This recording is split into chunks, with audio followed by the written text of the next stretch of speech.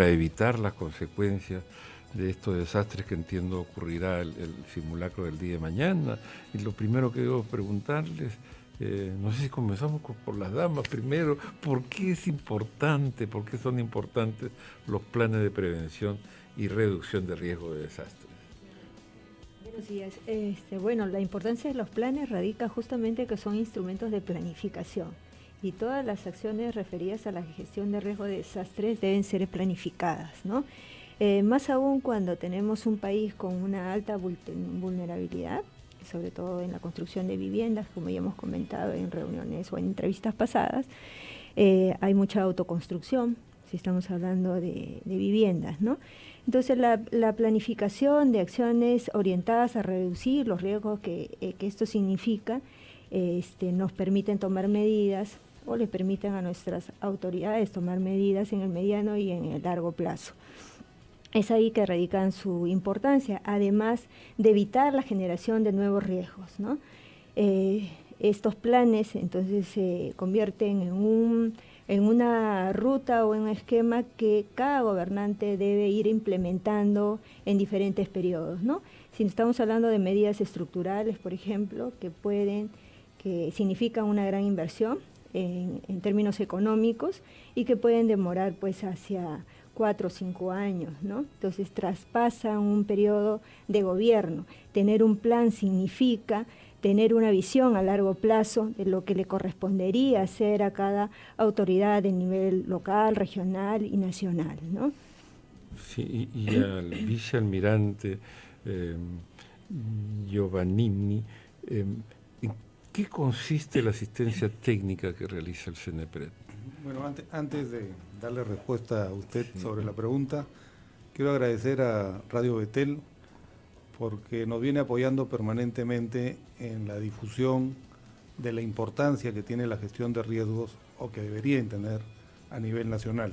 Esta es una temática que no es para nada secundaria o para considerar cuando puedo. Es una temática de la máxima importancia, porque se trata de salvar la vida de las personas.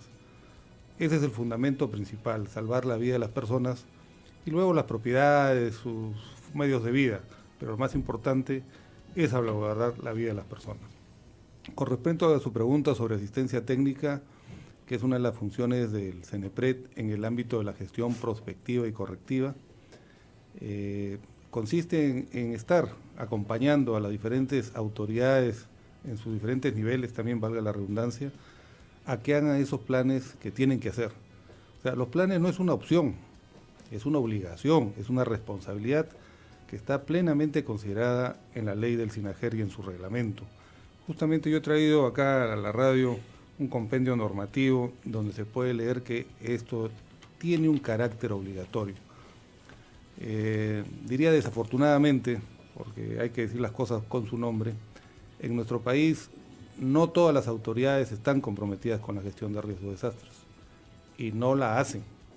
A nosotros nos cuesta mucho, digamos, tener que estar presentes en diferentes gobiernos, niveles de gobierno, locales sobre todo, para convencerlo de que tienen que hacer gestión de riesgos de desastres, tienen que hacer sus planes de prevención y reducción como un mecanismo sano del crecimiento de las ciudades, del ordenamiento territorial, de evitar los riesgos futuros o mitigar los ya existentes. Entonces, CENEPRED está comprometido, es parte de nuestra función, es parte de nuestra misión, y nosotros lo hacemos no solamente porque nos corresponde, sino lo hacemos con mucho gusto. Lo que quisiéramos encontrar siempre es que haya una contrapartida por parte de las diferentes autoridades, no digo que sean todas, para que nos ayuden a hacer gestión de riesgo de desastres a nivel nacional. Supongo que hay alguna estadística, algún control de qué porcentaje sí tiene planes, qué porcentaje no tiene planes. Si yo le digo la cantidad de planes que existen actualmente, no llegamos ni a los 70 a nivel nacional, de más de 2.000 planes que deberían existir. Y esto es un trabajo, la verdad, persistente. Porque, claro, sin plan, pues... Bueno, los planes de prevención y reducción.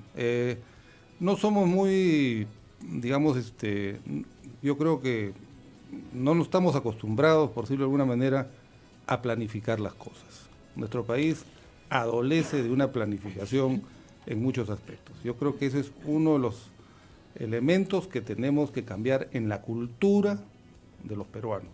Tiene que haber cambios generacionales acá. La educación es un factor muy importante. Los niños, los jóvenes tienen que comprender que un país no progresa si no planifica, que un país no progresa si no previene las consecuencias. No podemos estar siempre respondiendo, tenemos que estar previniendo, tenemos que estar mitigando las posibles consecuencias de un desastre. Eso es mucho más, vamos a ponerlo en términos económicos, mucho más barato. Y en términos de salvar vidas humanas, muchísimo mejor, porque vamos a tener que siempre lamentar, seguramente la pérdida de algunas vidas, algunas propiedades, siempre es penoso, pero no en la magnitud que podría ser si es que no hacemos lo que tenemos que hacer. Y en ese marco, don Francisco, justamente de la prevención, de poder concientizar pues a la población, se realizan estos simulacros de sismo y tsunami. Para ello, rápidamente vamos a presentar una entrevista vía telefónica. Ya estamos en comunicación con Sheila Yauri. Ella es vocera y especialista de INDECI, que nos va a compartir todos los alcances de la actividad a realizarse el día de mañana. Muy buenos días, adelante. Sí, muy buenos días. Efectivamente, el INDECI, como parte de las actividades de preparación que venimos realizando actividades a nivel nacional, pues tenemos programado el simulacro de sismo seguido de tsunami en todo el litoral costero y simulacro de sismo seguido de fenómenos de biodinámica externa, llámese deslizamientos, caídas de rocas, aludes, en fin, en el interior del país, ¿no? Este simulacro se va a llevar a cabo a las 10 de la mañana, el día 31, jueves, es decir, mañana, jueves 31 a las 10 de la mañana, simulacro a nivel nacional. Bien, algunas recomendaciones porque sabemos que esta actividad pues se realizará a nivel nacional. Así es, efectivamente. Se recomienda a la población, se invita a la población a participar de este simulacro, que es una oportunidad precisamente para poner en práctica todas las acciones que venimos realizando, tanto a nivel de las autoridades, ¿no?, que ponen en práctica sus planes de contingencia, sus planes de operaciones de emergencia, pero también a nivel de la población, que también es una oportunidad para poner en práctica el plan familiar de emergencia, que cada familia peruana pues debe tener implementado, ¿no? Y dentro de este plan de emergencia pues está la identificación de las zonas seguras internas, externas, la mochila de emergencia, ¿no? Establecer las funciones que debe tener cada miembro de la familia ante una situación de emergencia o desastre. Bien, entonces nos gustaría que pueda extender rápidamente a toda nuestra audiencia que nos escucha aquí en Lima a través de los 1570 de la amplitud modulada, pero en las más de 200 retransmisoras a nivel nacional que cuenta Betel Radio, para que pueda unirse a este simulacro de sismo y tsunami del día de mañana. Sí, invito a todas las familias peruanas, estamos a tiempo a poder elaborar nuestro plan familiar de emergencia, nuestra mochila de emergencia y ponerlo en práctica el día de mañana en el simulacro a las 10 de la mañana, simulacro a nivel nacional para la zona costera, sismo seguido de tsunami para el interior del país, sismo seguido de fenómenos de geodinámica interna. Bien, entonces agradecemos a Sheila Yauri, representante del INDECI, por los datos brindados para la actividad del día de mañana, don Francisco. Sí, yo quisiera volver con la licenciada Ena Coral del CENEPRED, porque hemos tenido efectivamente algunos programas en los que hemos conversado sobre la importancia de los planes de prevención y claro, sabemos que hay numerosas instituciones omisas que no, algunas tal vez por falta de preparación, pero entiendo el CENEPRED cuenta con profesionales que puedan orientar, ayudar, asistir a elaborar el plan en estas instituciones. Sí, por supuesto. Nosotros venimos en este esfuerzo realizando esta actividad de asesoramiento técnico desde el año pasado, desde el año 2017. Contamos con profesionales especialistas en estos temas que tienen que ver con la prevención y la reducción de riesgos de desastres. Tenemos personal desplegado en diferentes puntos del territorio nacional y también desde la ciudad de Lima. A la fecha tenemos 126 entidades a las que les brindamos una asistencia técnica permanente.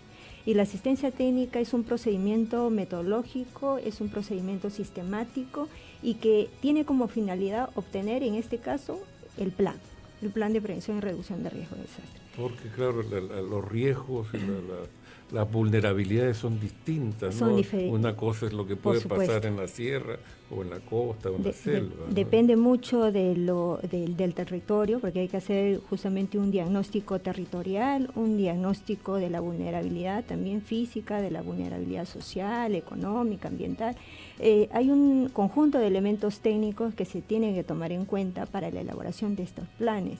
Entonces, ¿cuáles son las principales dificultades que nosotros hemos encontrado al momento de realizar la asistencia técnica? Uno es que no todas las autoridades están comprometidas con el tema, como ya lo ha dicho el almirante Giovannini. Lamentablemente es así. Y hemos notado que cuando hay una decisión política y se indica que el plan tiene que realizarse en un determinado tiempo, las cosas caminan mucho más rápido y nos facilitan a nosotros el trabajo técnico que realizamos. Pero es fundamental tener el compromiso de la entidad como tal, no solamente de una o dos personas, sino que el decisor tome justamente, valga la redundancia, la decisión de elaborar el plan y pone a la entidad, a los técnicos de la entidad a trabajar estos temas.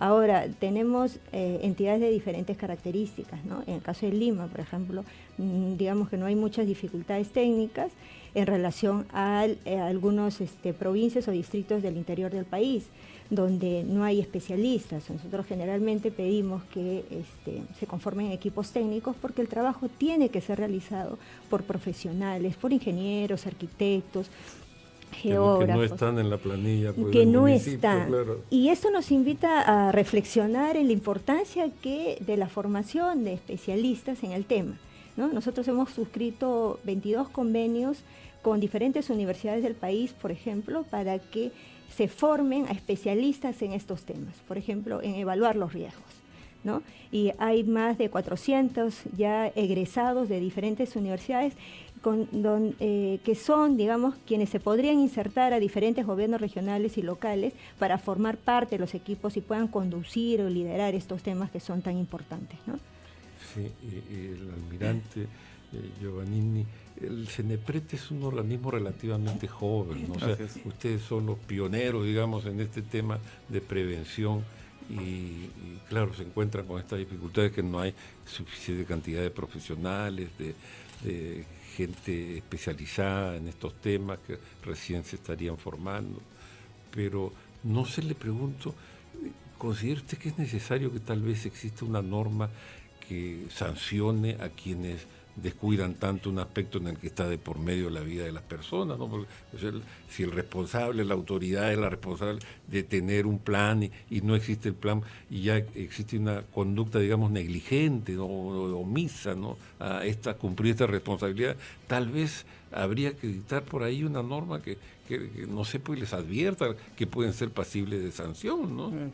Es correcto, yo creo que es una de las modificaciones o aspectos que hay que considerar en el Sistema Nacional de Gestión de Riesgo de Desastre. Porque ocurren las tragedias, se cae el ómnibus, se mueren, no sé, 8 o 10 personas, 15, y nadie es responsable, ¿no? El alcalde dice, no, yo no soy el que da el permiso, el Ministerio de Transporte, le dice al otro y al otro. O sea, nunca hay ningún, en este caso, bueno, pongamos responsables.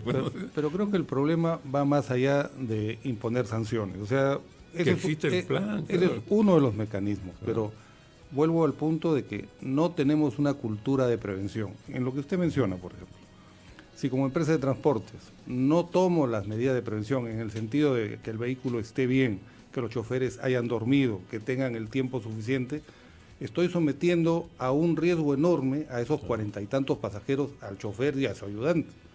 Entonces, no hay una cultura de prevención. O sea, privilegiamos aspectos de repente económicos, tener un pasaje más, versus la urgente necesidad de preservar a aquellas personas que confían en una empresa para trasladarse a un lado. Eso en transportes.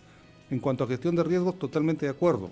Creo que tiene que haber, por un lado, una capacidad sancionadora a quienes no hacen lo que tienen que haber, pero también insistir en generar una cultura de prevención.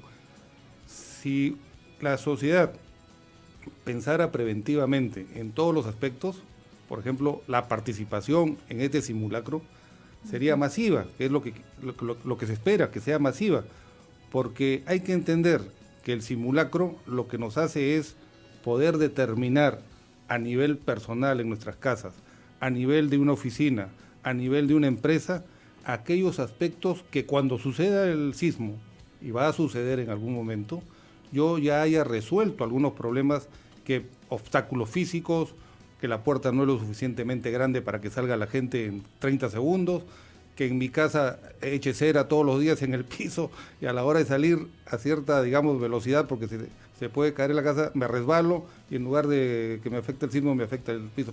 Ese tipo de aspectos es muy importante. Por eso los simulacros tienen que involucrar a toda la población, toda en su conjunto.